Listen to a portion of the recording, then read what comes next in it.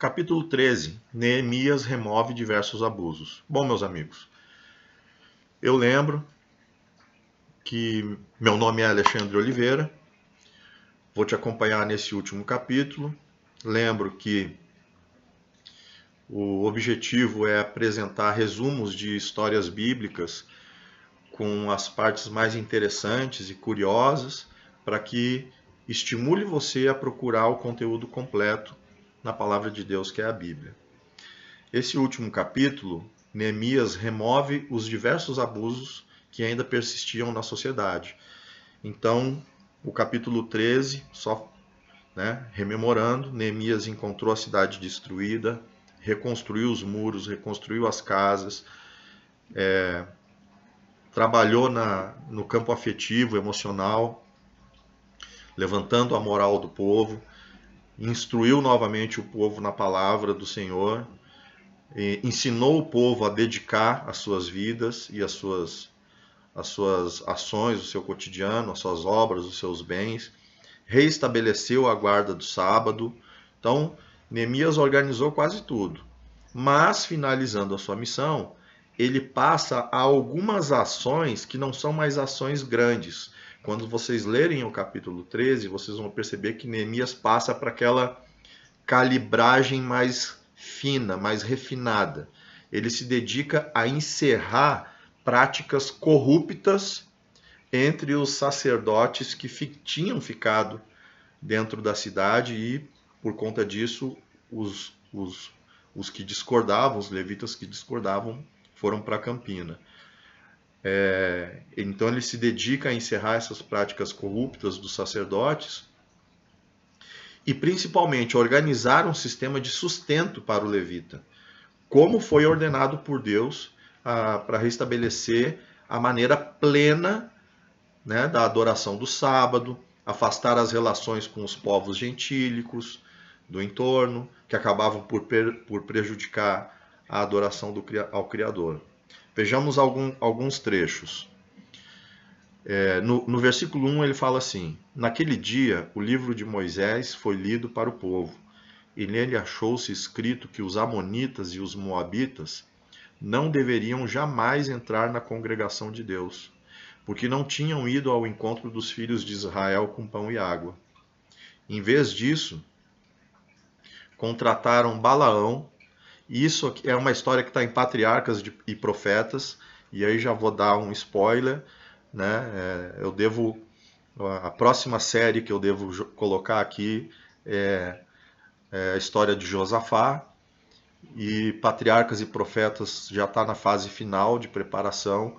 Patriarcas e Profetas vem com resumos curtos também, interessantíssimos. São 72 capítulos, então 72 vídeos curtos aí na faixa dos 8 minutos, 6 minutos, para que a gente difunda esse conhecimento. O que aconteceu nessa época é que os amonitas e os moabitas contrataram Balaão, que era um cara que temia a Deus, ele era meio que um bruxo, um feiticeiro, e pediram para Balaão amaldiçoar o povo hebreu que estava cercando já a terra prometida. Só que Balaão tomou uma chamada de Deus. Balaão passou por algumas dificuldades e até a jumenta que ele estava montando, falou com voz humana dizendo: pô, tu tá doido? Vai mexer com um povo abençoado do Senhor? Aí esses reis fizeram de tudo com Balaão. Pô, amaldiçoa todo mundo. Ele falou: pô, não posso, pô, os caras são abençoados por Deus. Então amaldiçoa só aquele cantinho ali. Não posso. Então amaldiçoa só aquela ponta. Pô, não posso. É uma história muito interessante, nós vamos chegar lá. Patriarcas e Profetas, spoiler. Versículo 3. Quando os israelitas ouviram esta lei, afastaram de Israel todos os estrangeiros. E Tobias, lembram de Tobias? Tobias foi expulso de dentro de Israel, de dentro do templo. E os casamentos dele provavelmente desfeitos. Versículo 4. Antes disso, o sacerdote Eliasibe, encarregado dos depósitos do templo do nosso Deus, parente de Tobias, que era o sabotador, porque havia vínculo matrimonial, né, entre Tobias e filhas de Eliasibe, havia cedido para este uma grande sala.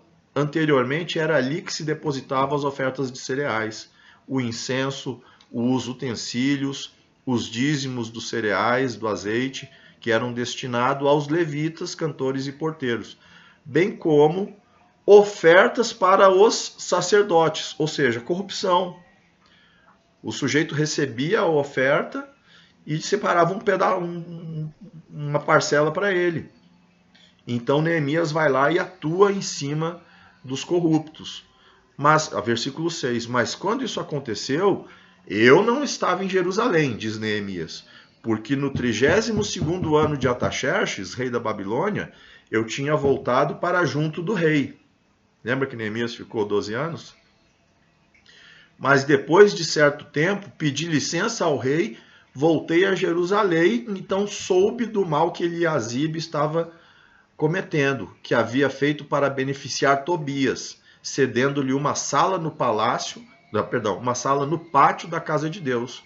Isso me deixou tão irritado que atirei todos os móveis de Tobias para fora da sala. Olha Neemias contando que deu uma surtada, deu um surtadão. Então ordenei que purificassem as salas e coloquei ali outra vez os utensílios da casa de Deus, com as ofertas de cereais e o incenso. A manutenção dos levitas foi restaurada. E aí segue no versículo 10. Também soube eu que as porções dos levitas não estavam sendo dadas a eles, de maneira que os levitas e os cantores que faziam o serviço tinham voltado para cada um para o seu campo. No versículo 15 ele fala da observância do sábado. Versículo 17 ele fala que repreende os nobres de Judá. No 19 ele fala, quando os portões de Jerusalém começavam a projetar a sua sombra antes do sábado, ordenei que fossem fechados. Então, o sol começava a se pôr, era o relógio, a medida. Fazia sombra no portão, fecha o portão, e determinei que não fosse aberto depois, a não ser depois do sábado, né? E coloquei servos juntos no portão, para que nenhuma carga entrasse no dia de sábado, e os negociantes e os vendedores e todas as mercadorias pernoitaram fora de Jerusalém uma ou duas vezes, tentando insistir. Ou seja, lembra que eu falei da aplicação pessoal? O inimigo, ele se acampa ao nosso entorno e fica ali esperando. Olha, eles fecharam o portão, mas vai dar uma brechinha, vai abrir. Aí que, versículo 21, o que o Neemias fez? Ele já tinha dado uma surtada lá com Tobias, né? Neemias, versículo 21. Pois eu os repreendi e disse, por que estão passando a noite aí fora diante da muralha? Se fizerem isso outra vez, eu usarei a força. Falou assim, vou sapecar vocês. Daí em diante não voltaram mais no sábado. Ou seja, Neemias repreendeu o inimigo. E aquela galerinha que ficava ali, não, vamos ficar aqui. Compra aí, abre a porta. Não voltaram mais.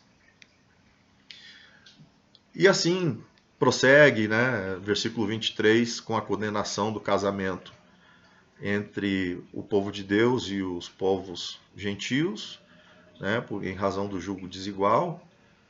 Né?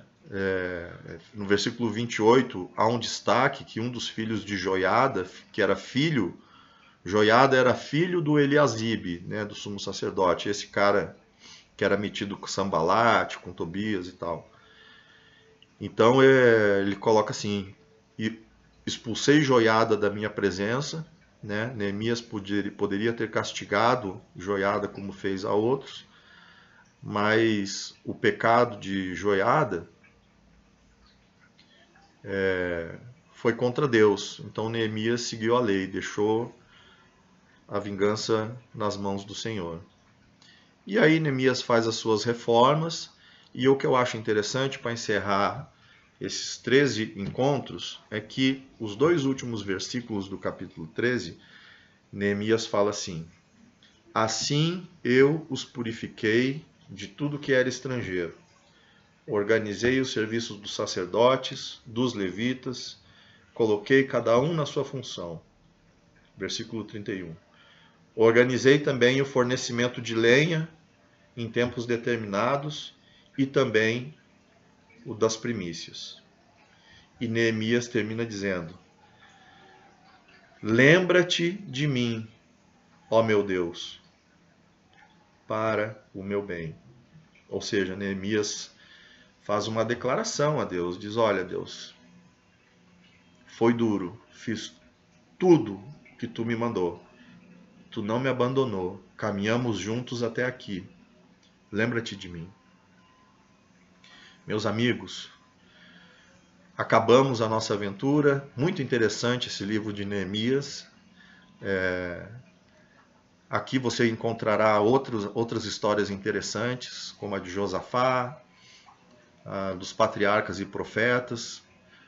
Começa lá no Éden, com Adão e Eva, contando a história do grande conflito. E eu digo a você, você não foi longe demais. Dá tempo de voltar, sim. O inimigo está dizendo que você já está muito longe. Não, não foi longe. Mas eu errei de novo. Jesus te recebe de volta de novo. Volta para Jesus como este povo fez. Volta para a obediência. Mergulha na palavra, estuda a palavra. Para de consumir versões da palavra que pessoas dizem que entendem. Vá para a palavra, faça estudos bíblicos. Eu vou deixar aqui na descrição dos vídeos alguns canais da internet, sites da internet, onde você encontra estudo bíblico em áudio. E então você pode fazer as coisas ao longo do dia e estar ouvindo o seu estudo bíblico. Tome a sua decisão. Quando nós tomamos conhecimento da lei moral de Deus, nós nos obrigamos a tomar uma decisão. Bom, agora eu sei qual é o certo, eu sei qual é o errado. O que eu vou fazer com isso? O que eu vou fazer com essa informação? Que caminho eu seguirei? Obrigado por ter ficado comigo. Obrigado pela sua companhia nesses 13 capítulos. E eu gostaria de te convidar para uma breve oração. Feche os olhos. Pai Criador, muito obrigado por essa experiência. Graças te dou. Rogo-te, Senhor, que essas narrativas abençoem a vida de muitas pessoas, que muitos se voltem a Ti, que o Teu Espírito Santo Consolador encontre brechas nos corações, que troque os corações de pedra e dê corações de carne. Assim como este povo, Pai, refez o concerto, que muitas pessoas refaçam o concerto contigo. Pai, nos acompanhe, porque os desafios são grandes. O inimigo se acampa do lado de fora dos nossos muros. Mas te pedimos, meu Deus, que nos ajude a te adorar e a dedicar tudo o que fazemos a ti. Abençoe, Pai, as nossas vidas, nos ajude a sermos teu instrumento para abençoar a vida de outras pessoas. É em nome santo do teu Filho Jesus Cristo que te agradecemos. Amém. Foi um grande prazer. Nos encontramos na próxima aventura.